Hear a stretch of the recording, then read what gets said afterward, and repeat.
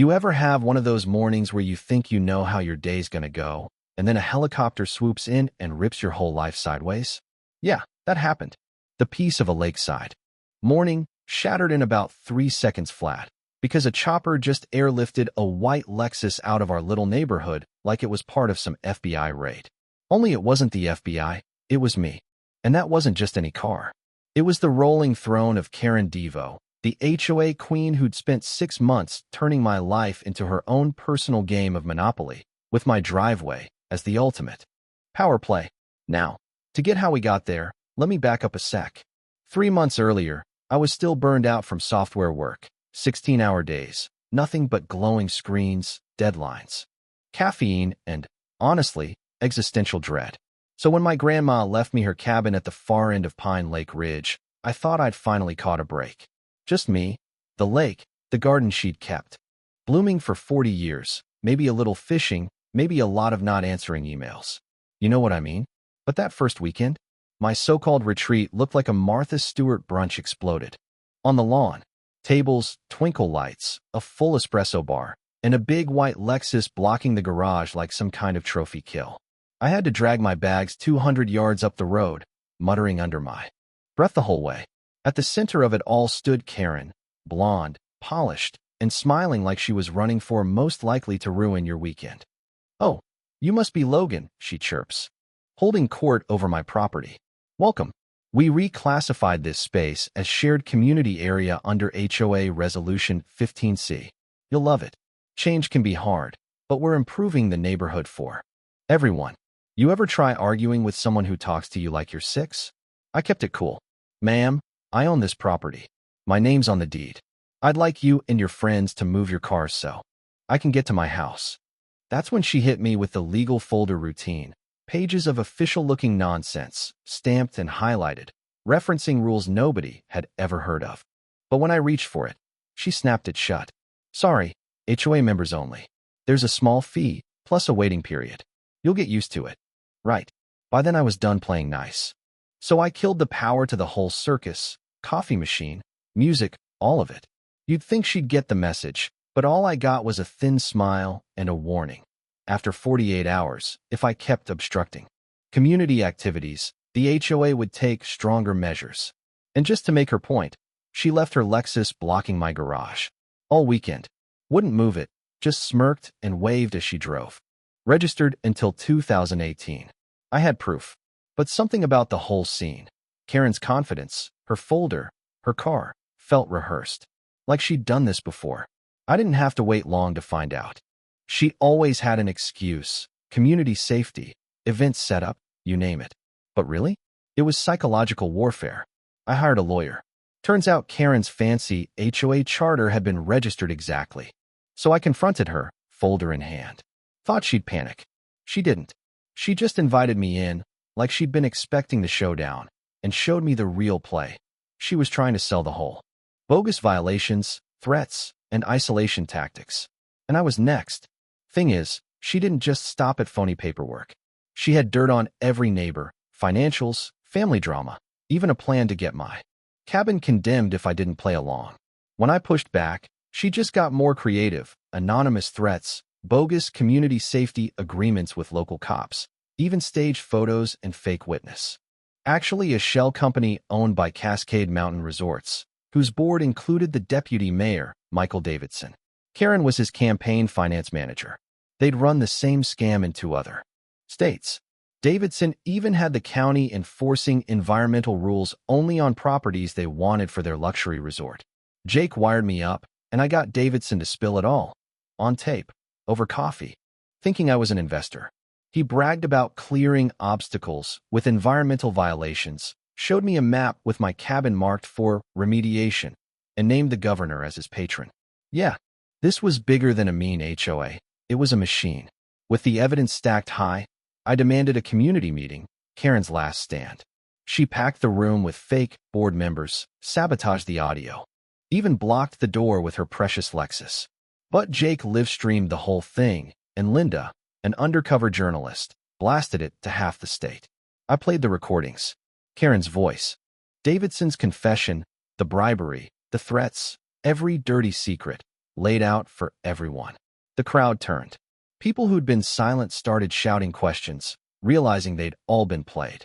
Karen melted down on camera, ranting about how she was saving us from ourselves, how the resort was our only chance at a better life. She sounded unhinged, desperate. The vote to oust her wasn't even close. But Davidson wasn't done. He sent county trucks to my cabin with demolition gear, hoping to erase the evidence before the story went national. That's when I saw Karen's Lexus still parked outside, and the idea just hit me. What if we gave her a taste of her own medicine? Jake called in his brother, a helicopter pilot. With legal sign-offs and the media rolling, we airlifted that Lexus right out of the parking lot, banner and all, and dropped it on the 18th green in the middle of Davidson's press conference. The look on his face, priceless.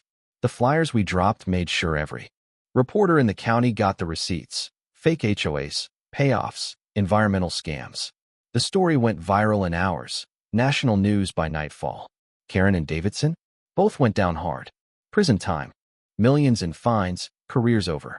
The developer collapsed. The land's now a conservation area. Neighbors got their homes back. The law even changed. HOAs can't hide behind secret rules or buy off the cops anymore. Me? I stayed. The lake, the cabin, it's home now. Wrote a book. Consulted on the Netflix series. Married Linda, the journalist who exposed it all, on the cabin deck, with Jake as best. Home. Ever gone toe-to-toe with a bully in your neighborhood? Drop your story below.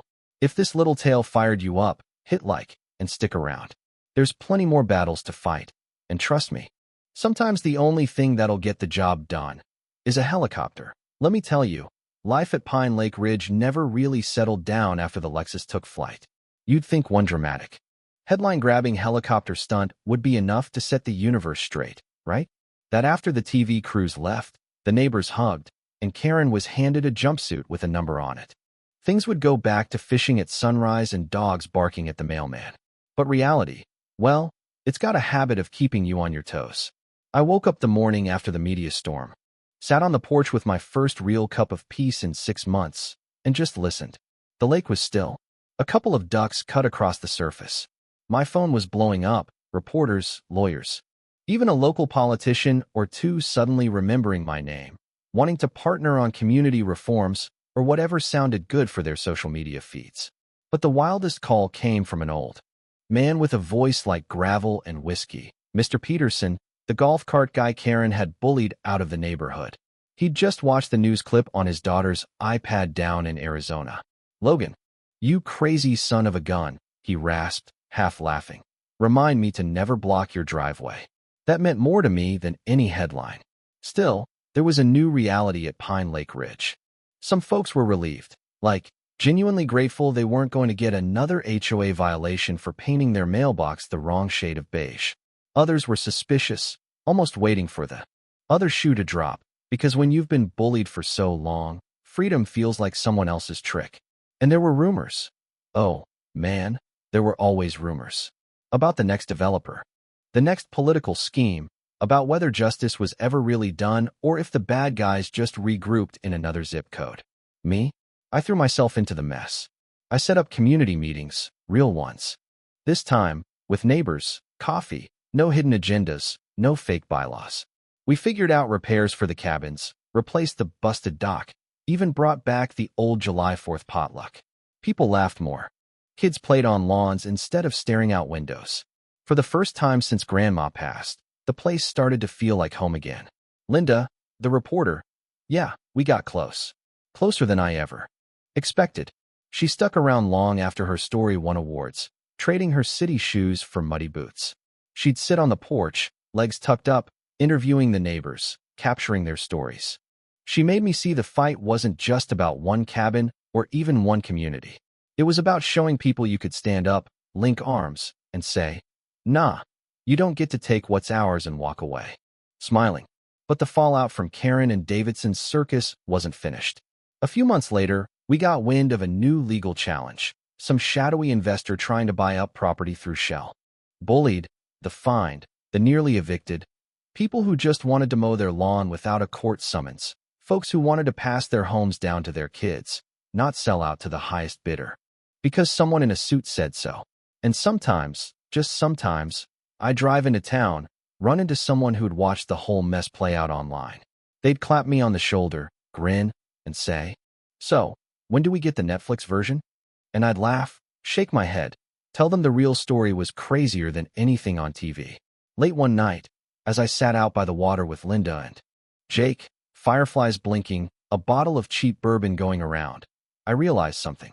For all the pain, the threats, the fights in dusty meeting rooms, and the showdown with a helicopter, I'd gained more than I ever lost. I'd found a reason to fight. I'd found a community worth saving. Hell, I'd even found someone to share it with. Now, every so often, my phone buzzes with messages. From strangers. "Logan, my HOA is threatening me for leaving up Christmas lights. Got any advice?"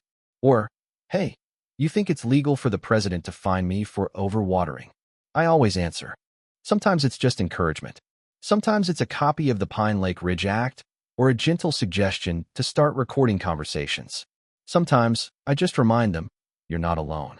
There's more of us than there are of them. You stand your ground, document everything, and if all else fails, well, you know who to call if you need a helicopter. So yeah, maybe I never really got back that quiet, lazy life I dreamed of when I first inherited this cabin. Maybe I never will.